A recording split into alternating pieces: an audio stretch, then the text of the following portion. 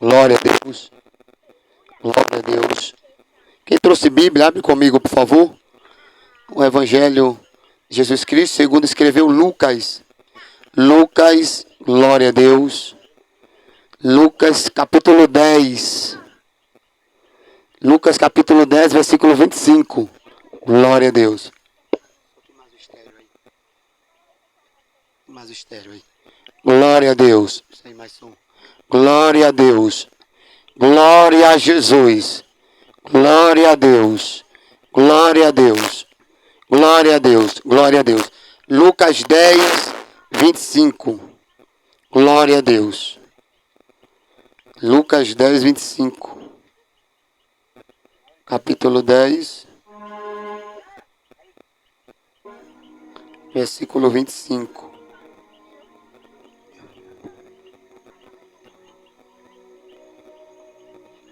Amém? Ajuda aí, Vidane. Glória a Deus. Quero agradecer, irmãos, de estar aqui mais uma vez, né? Depois de 20 dias, né? Nós estivemos aqui no início do mês. Fizemos o culto ali, tem 20 e alguns dias. E Deus nos propôs essa oportunidade de estar aqui. Era para ter vindo também outros irmãos que queriam vir. Só que aconteceu imprevisto. Não deu para eles vir. Mas nós estamos aqui em outra oportunidade. Eu creio que não ficará por aqui. Até quando Deus nos proporcionar. E os irmãos estiverem dispostos a ouvir a palavra de Deus. Nós estaremos trazendo a palavra do Senhor. Assim como um dia Ele nos alcançou, nós recebemos. Nós também precisamos passar, né? Porque tem muitas pessoas que ainda não conhecem, irmãos, o plano de salvação, só vê falar em Jesus, só vê falar em Deus, nunca ouviram falar até no Espírito Santo, mas existe um plano de salvação para a vida do ser humano. E quando eu digo ser humano, é todo ser humano, independente, porque nós seres humanos julgamos a aparência, mas Deus, Ele olha o coração. Quero louvar Deus pela vida do Nilton, da sua esposa, sua filhinha, né, irmão? Nilton foi quem nos trouxe aqui. Abaixo de Deus, agradeçam a Deus em primeiro lugar. Em segundo lugar, não agradeça a gente, agradeça esse casal aí, que foi quem conversou conosco, para nós virmos até aqui com ele para trazer a palavra do Senhor. E isso que eles estão fazendo, irmão, para com vocês não há dinheiro que pague. Não há carro novo, não há casa mobiliada que pague a palavra de Deus, porque é algo dos céus. Diz assim a palavra do Senhor. E eis que se levantou um certo doutor da lei, tentando e dizendo, mestre, que farei para herdar a vida eterna? Uma pergunta. 26. E ele disse, Jesus respondeu, o que está escrito na lei? Ou Jesus faz uma pergunta também para ele. Como leis? Outra pergunta Jesus faz. E ele responde. E respondeu ele, o doutor da lei, disse, amarás ao Senhor teu Deus de todo o teu coração, de toda a tua alma e de todas as tuas forças e de todo o seu entendimento, e ao teu próximo como a ti mesmo. O doutor da lei respondeu para Jesus. Versículo 27, 28, melhor dizendo. E disse-lhes Jesus para o doutor da lei, respondestes bem, faze isto e viverás. Amém? Podem sentar. Glória a Deus. Quero louvar a Deus também pela vida da minha esposa, a missionária Dayana, não é? Também está conosco. Esse casal também, irmãos. Esse casal abençoado, o nosso irmão Alex e a nossa irmã Cida. Esse casal Deus colocou, irmão, nas nossas vidas. Fez um ano agora em março. Eles moram lá em Capela mesmo. Entendeu? Estavam sem ir para a igreja. Porque por falta de assistência, né, ninguém ia lá. Ninguém ia buscar, ninguém ia levar, ninguém ia levar a palavra. E Deus nos levou até lá e tem um ano e pouco que eles estão com a gente, louvando a Deus, aprendendo, glorificando o nome do Senhor, porque queremos subir para o céu juntos. E eu creio que Deus fará também grandes coisas, irmãos, aqui neste lugar. Não é? Nós fazemos parte de um ministério chamado Obra Missionária, resgatando vidas, irmãos. Esse é o nosso propósito. É fazer obra missionária, pregar a palavra do Senhor, para que vidas venham ser salvas por intermédio da palavra do Senhor. Vidas venham se chegar mais próximo do Senhor Jesus Cristo. Irmãos, Jesus, ele veio cumprir uma missão. Creio que todos sabem que Jesus, ele veio cumprir uma missão. Que missão foi essa? Missão de trazer salvação. Aí você pode perguntar, mas antes de Jesus, teve algum outro ser que trouxe salvação? Biblicamente falando, não. Por quê? Na época do Antigo Testamento, irmãos, Jesus, ele ainda estava no céu, com um corpo celestial, um corpo espiritual. Não era um corpo de carne e osso. Só que todo o Antigo Testamento, os 39 livros, toda a história do Antigo Testamento, sempre apontou para a vinda de Jesus. O profeta que o nosso irmão Alex acabou de ler, Isaías, capítulo 55, no seu capítulo 7, versículo 14, 700 anos antes de Jesus vir em forma de homem, em forma de carne e osso, ele disse que uma virgem engravidaria, conceberia um filho e dar-se-ia o nome a esse filho de Emanuel, que traduzido quer dizer Deus conosco. 700 anos, irmão Nilton, de Jesus ter vindo à terra em forma de corpo físico, profetas, homens de Deus, já falavam a respeito da vinda dele. Se nós voltarmos no início da criação, no início de tudo, quando Deus ele cria Adão e Eva, Deus disse para Adão, de toda a árvore, as plantações do jardim, todos conhecem essa história, você coma. Mas daquela fruta ali que está no meio do jardim, do conhecimento do bem e do mal, nela você nem toque, porque o dia que você comer, você vai morrer. Adão ele come, Eva come, melhor dizendo. Depois que Eva come, ela oferece a Adão, Adão come. Depois eles perceberam que estavam nus, porque desde então eles andavam despidos, sem roupa, e não percebia porque estavam, irmão, com a mente inocente. Eles não conseguiam perceber essas coisas que nós percebemos hoje em dia. Aí você pode perguntar, mas por que nós percebemos?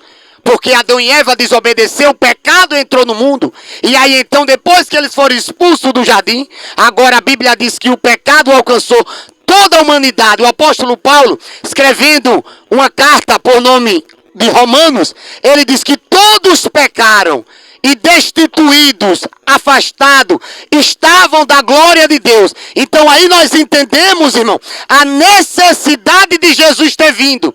Qual foi a necessidade? O apóstolo Paulo, ele diz que Jesus Cristo, ele é o único intermediário, mediador entre Deus e os homens. A Bíblia diz que Jesus, ele veio, o apóstolo João escrevendo a sua primeira carta, ele diz que o inimigo e o diabo, ele peca desde o princípio, ele mente porque ele é pecador, ele é mentiroso, ele é o pai da mentira. Mas o João, ele diz que foi por isso que Jesus Cristo se manifestou. O Filho de Deus, ele veio à terra para quê? Para desfazer com toda a obra do inimigo. Então esse é um dos maiores motivos de Jesus ter vindo para a terra. Mas o próprio Deus, irmãos, o próprio Pai, foi o primeiro ser que profetizou sobre a vinda de Jesus. Livro de Gênesis, capítulo 13, versículo 15, 16, 17. Depois que Adão e Eva pecam, que Eva diz que comeu do fruto, Adão diz que comeu do fruto porque Eva deu. Eva diz que foi a serpente e Deus disse, olha, Eva, agora suas dores de parto serão multiplicadas. Tem algumas falácias, irmãos, palavras, que muitos dizem que a mulher tinha filhos sem ter dor de parto. Isso não existe. Jesus, Deus, melhor dizendo, ele disse que iria multiplicar. E todos nós sabemos que tudo aquilo que multiplica é porque já existe, sim ou não? Eu tenho uma pedra, Eu disse, eu digo agora, eu que vou multiplicar essa pedra em 3. É porque eu já tenho uma. Ou seja, as dores existiam, mas era menos. A mulher ia ter filho sentindo dor, mas era menos. Só que depois da desobediência, agora Deus multiplicou. Ou seja, 3 vezes mais, a mulher agora sente dor, ao qual ela teria sentido, ou iria sentir. E Adão, Deus disse, agora você vai comer do seu próprio suor. Tem muitos também que diz que a punição de Deus para o homem, irmão, foi o trabalho. Isso também, biblicamente falando, não existe. Deus, quando ele colocou o homem no jardim, está lá em Gênesis capítulo 2. Quando Deus coloca o homem, Deus planta o jardim, prepara tudo, coloca o homem, Deus diz, olha, você vai regar e vai cultivar da terra. Regar a terra é o que os irmãos sabem como é que rega a terra. É trabalho ou não é regar a terra? Então não foi uma punição. O negócio tem muitos falando aquilo que a Bíblia não fala. Citando suas próprias palavras. Uma coisa é eu falar o que eu quero. Outra coisa é o que a Bíblia diz. E contra a palavra de Deus não existe argumento, irmão. Contra a palavra do homem existe, porque o homem às vezes mente. Só que a palavra de Deus ela é verdadeira, ela não contém erro, ela não contém mentira. Então escuta isso.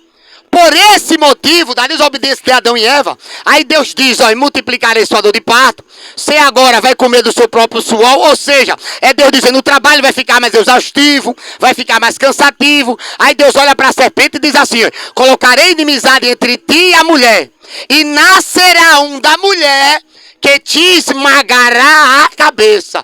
Quem era esse que nasceria de uma mulher que esmagaria a cabeça do inimigo? Alguém sabe? Jesus. É Deus aqui falando de Jesus desde a criação do mundo.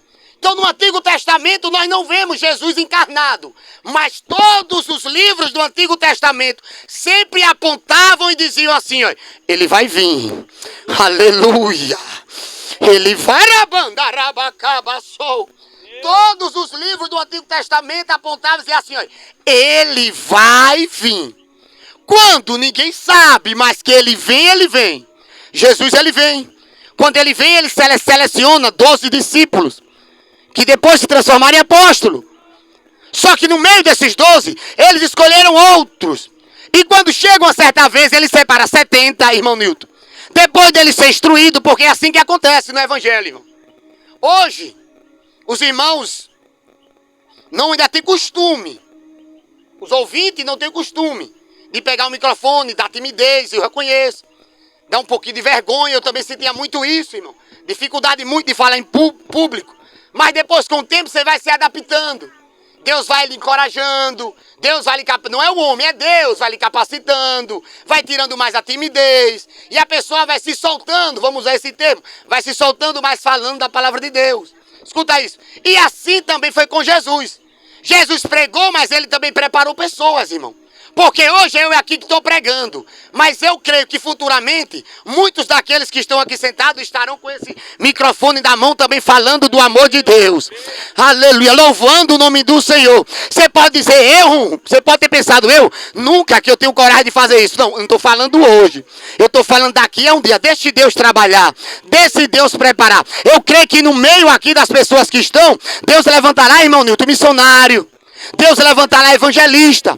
Deus levantará homens e mulheres. No meio dessas crianças, Deus prepararão homens e mulheres, irmãos, que irão pegar aquilo que aprenderam e levar para outras pessoas. Porque evangelho é isso. Nós estamos alcançados hoje para amanhã nós alcançar outras pessoas. Evangelho não trabalha com egoísmo, irmão. O que é isso? Jesus me encontrou, agora pronto. Eu vou me trancar no quarto e não vou passar isso para ninguém. Isso é só para mim. Não existe isso.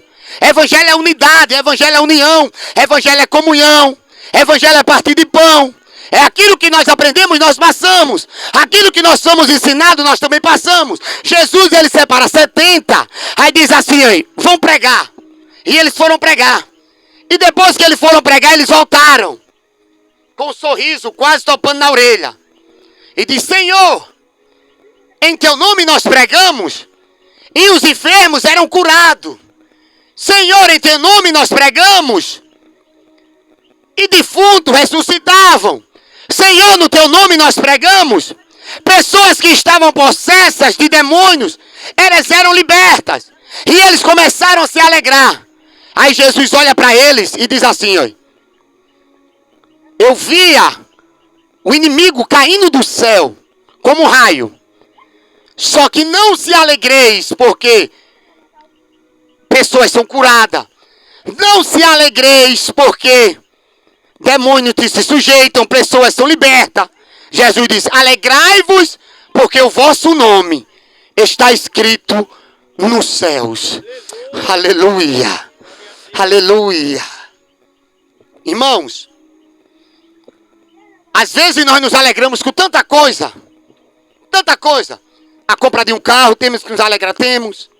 A compra da casa própria, nós moramos ainda de aluguel. Mas eu creio, se for da vontade de Deus, Deus nos concede uma casa. Escuta isso, nós se alegramos com a compra da casa própria, se alegramos. De ver o filho formado, o filho estudando, se alegramos. Só que a maior alegria que tem que estar no nosso coração, irmão, é saber que o meu nome, que o teu nome está registrado lá nos céus. E o registro dos céus é diferente do registro da terra. O registro da terra nós vamos, registramos. Mas quando nós morremos, acabou. Arquivou. Passa a entregar agora o atestado de óbito. Só que o registro dos céus é diferente. É o próprio Deus quem escreve o meu nome e quem escreve o teu nome. E Jesus, ele diz, alegrai com isso. Aí ele olha para os discípulos, para os 70, e diz assim, ó, tinha muitos que nesse momento queriam estar ouvindo o que vocês estão ouvindo. Tem muitos neste momento que queriam ver o que você está vendo. Irmão, escuta isso. Às vezes nós não valorizamos. Um culto como esse embaixo de uma mangueira. A palavra do Senhor sendo pregada, escuta isso. Mas se você parasse e pensasse e começasse a raciocinar, quantas pessoas queriam estar no teu lugar hoje nessa noite? Sabia disso? Quantas pessoas?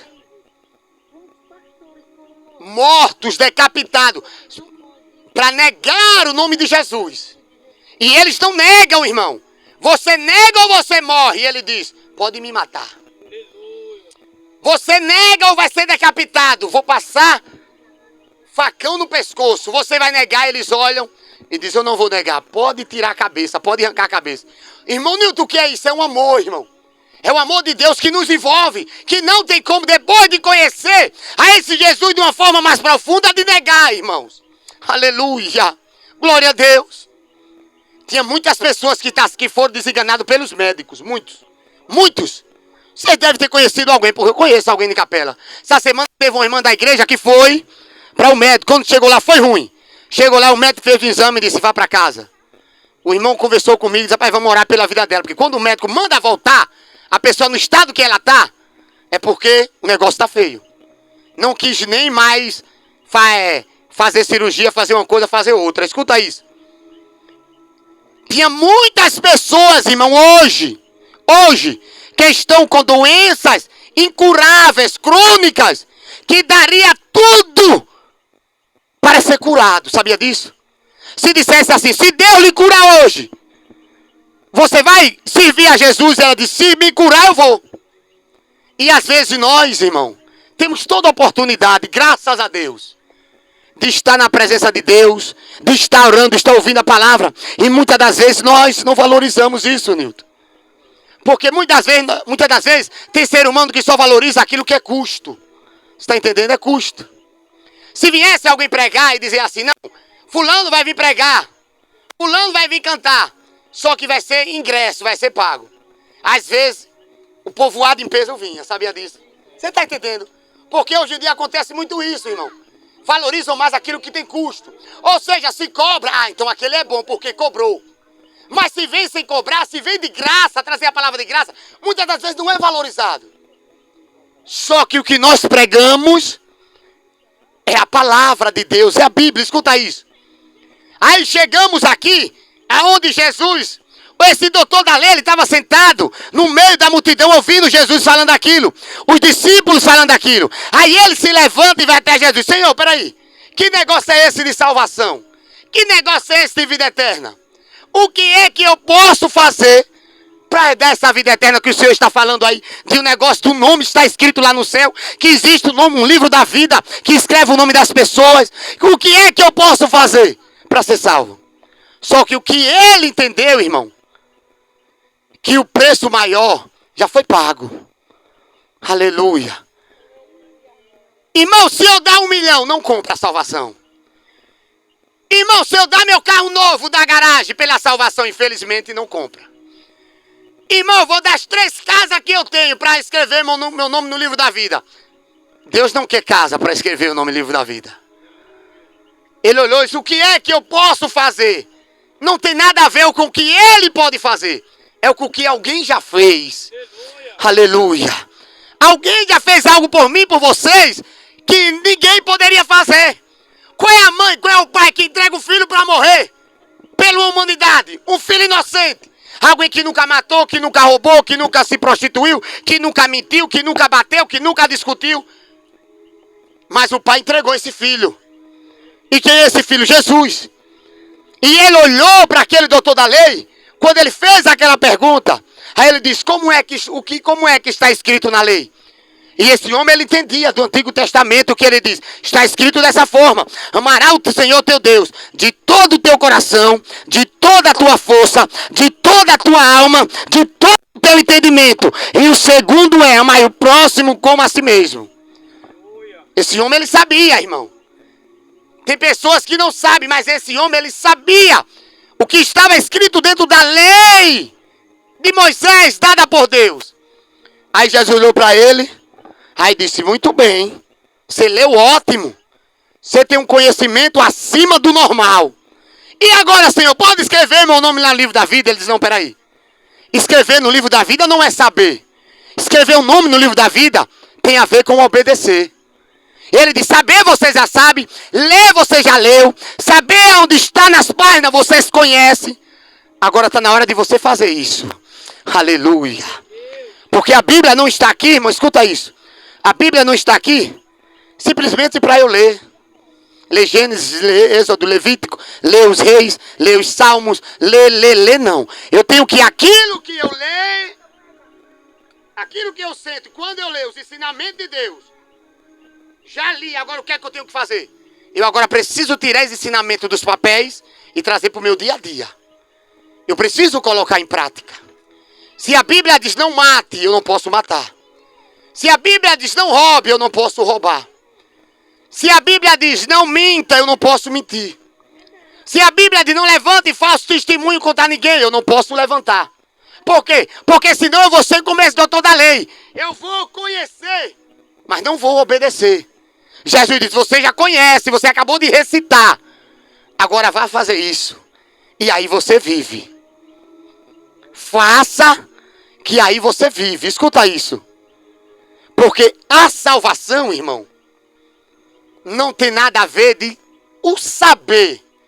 A salvação é obedecer, não tem nada a ver comigo. Não é como esse doutor da lei disse, o que é que eu posso fazer? Fosse assim era bom. Chegava para mim e dizia, Senhor, o que eu posso fazer? Aí Deus dizia, o que é que você tem, meu filho? Para eu escrever seu nome aqui no livro da vida. Senhor, eu estou com um ali, não está muito bom não, mas está rodando. O senhor não quer ele, não quer que eu venda ele não, o valor que eu pegue, eu passo aí para o senhor. Ou faço o que o senhor manda com o valor do Uno. E aí o senhor escreva meu nome no livro da vida. Seria fácil. Seria muito fácil. Jesus, ele pagou a preço de sangue, irmão. Então não é dinheiro que compra. Não é dinheiro. Aí você pode dizer, evangelista Nilton. Então quer dizer que um rico não pode ser salvo? Pode sim. Só ele obedecer. A Bíblia fala de muitos homens. A irmã aqui, a esposa do Nilton, ela louvou um louvor falando sobre um homem Jó. A Bíblia diz que Jó era o homem mais rico do Oriente, o mais rico. O homem mais rico. Não estou falando de alguém que tinha fortuna. Eu estou falando de nenhum país, nenhum estado, uma pessoa que é mais rico. Mas a Bíblia diz que ele era temente, ele era fiel, ele era íntegro e ainda se desviava do mal. Mesmo com a riqueza que tinha, mas obedecia aquilo que tinha que obedecer. Você está entendendo? É que nem tem muitos que também não tem muita riqueza, tem o básico. Mas também não obedece. Não tem nada a ver com riqueza.